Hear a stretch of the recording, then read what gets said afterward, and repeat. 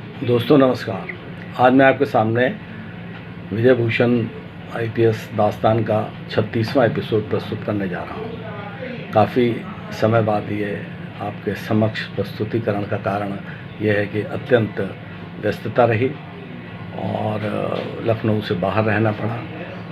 कई ड्यूटीज़ थी और काम में बहुत ज़्यादा व्यस्तता रहने का कारण ही था कि मैं विगत 25-27 दिन से रोज़ प्लान करता था कि मैं एपिसोड आपके समक्ष रखूं, लेकिन हो नहीं पा रहा था। आज मौका मिला है तो मैंने कहा आपसे रूबरू हूं और आपके समक्ष मैं अपनी बात को रखूं। ये कहानी जो है मैं दास्तान की, ये उस गैंग की है जिसने यहाँ पर लखनऊ में बहुत ज़बरदस्त तहलका मचाया था। मैं यहाँ पर पुलिस अधीक्षक नगर के पद पर था और ये गैंग इस प्रकार का था कि जो शादियां होती थी, बारातें यहाँ बहुत अधिक होती हैं, जैसे कि हमेशा शाहलक में हर शहर में बहुत अधिक संख्या में शादी बारात का मौसम रहता है।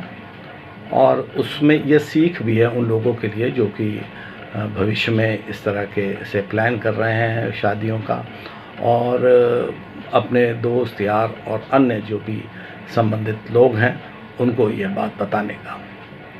गैंग ये था, फर्रुखाबाद का गैंग था, जो कि शादी में सम्मिलित हो जाता था, रहता था, अच्छे कपड़े पहनते थे। इसमें महिलाएं भी होती थीं, लड़कियां भी होती थीं, जवान लड़कियां और आदमी होते थे, अच्छे कपड़े पहनते थे और बारात में सम्मिलित हो जाते थे। और बारात में पूरी तरीके से उनका सम्मिलित होना और उसके बाद फेरे में वह बैठा करते थे। और जब परिवारजन फेरों में बैठा करते थे तो वो लोग भी फेरे में बैठ जाया करते थे। लोग समझते थे शाम से ही उन लोगों को जो है देखने में वास्तविक रूप में वो काफ़ी अट्रैक्टिव हुआ करते थे, तो लोग समझ जाते थे या घर वालों की तरफ से हैं या बारात वालों की तरफ से, कोई उनसे कोई क्वेरी नहीं करता था। घटना ये रहती थी कि फेरे में जब लड़की के माता पिता और लड़के के माता पिता अत्यंत व्यस्त हो जाते हैं, बहुत सारे रिचुअल्स होते हैं, पंडित जी पूजा इत्यादि करते हैं, तो उनकी नज़र उस पर्स पर रहती थी जिसमें कि पैसे या ज्वेलरी इत्यादि रहती थी, और वह बगल में ही बैठे रहते थे। लोग समझते थे कि एक दूसरे के परिवार से संबंधित है, क्योंकि उनके कपड़े और उनका लुक इतना स्मार्ट होता था कि कोई उन पर किसी भी, जैसे मैंने पूर्व में कहा, डाउट नहीं करता था। ये वर्ष 2012 की बात है।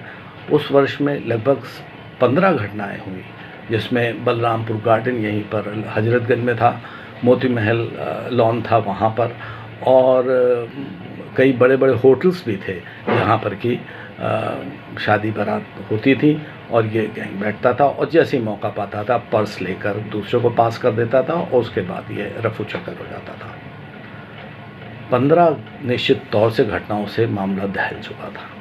लोग बहुत ज़्यादा जो है चिंतित थे, और शादी होने के बाद एक लोगों के जहन में एक बात रहती थी कि कहीं उनकी जो संपत्ति जो उन्होंने इतनी मेहनत से अर्ज की है अपनी बेटी की शादी में, जो चढ़ावा देना है वह सब बचेगा या नहीं। मैंने मॉक ड्रिल का इस्तेमाल किया। कई पुलिसकर्मी महिलाओं को, पुरुषों को शादियों में सम्मिलित करना शुरू किया, और स्वयं भी देर रात तक किसी न किसी 2-4 शादियों में मैं भी जो है सम्मिलित होता था और बहुत ही गहरी पैनी नज़र रखता था। बहुत लोगों को मैंने वहाँ पर कंपल्सरली जो है सीसीटीवी लगवा दिए थे। सीसीटीवी में कुछ बातें निश्चित तौर पे हमको संज्ञान में आ गई थी कि जो गैंग था उसके लोगों का, क्योंकि बहुत साफ़ नहीं था सीसीटीवी, लेकिन एक फिगर आउट हो गया था कि इस तरीके से लोग हैं जो कि ये घटनाएं कर रहे हैं। बस उसी दिशा में मैंने सबको इकट्ठा करके प्रयास अपना जारी रखा। और मैं आपको बताना चाहता हूँ कि 3 ही 4 शादियाँ में हमने यह बहुत ही मेहनत से, मेरे जो सहकर्मी थे उन्होंने प्रयास किया और अंततः हमने उस गैंग को नैप किया। नैप करने के बाद हमने रिकवरी करी। रिकवरी करने के बाद हमने हजरतगंज थाने में एक डिस्प्ले किया।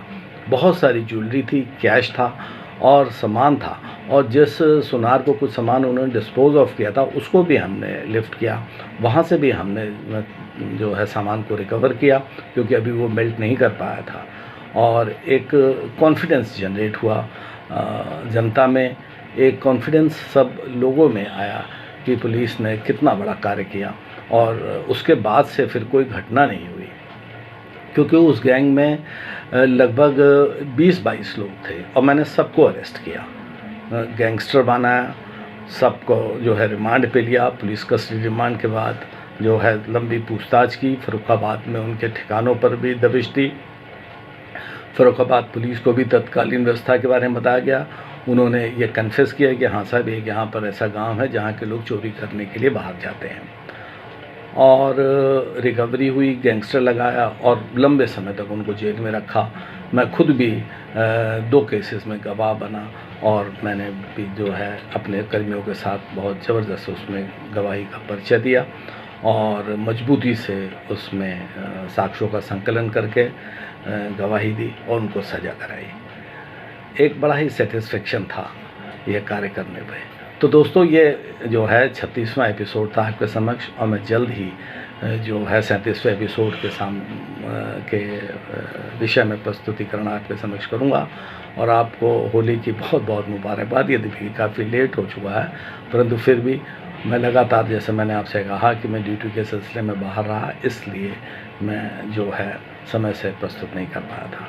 आप जिस तरह से मुझे सब्सक्राइब कर रहे हैं और लाइक कर रहे हैं और सब्सक्राइब कर रहे हैं, उसके लिए मैं आपका तहे दिल से जो है शुक्रगुजार हूँ, शुक्रिया अदा करता हूँ और बहुत बहुत धन्यवाद। जय हिंद, जय भारत।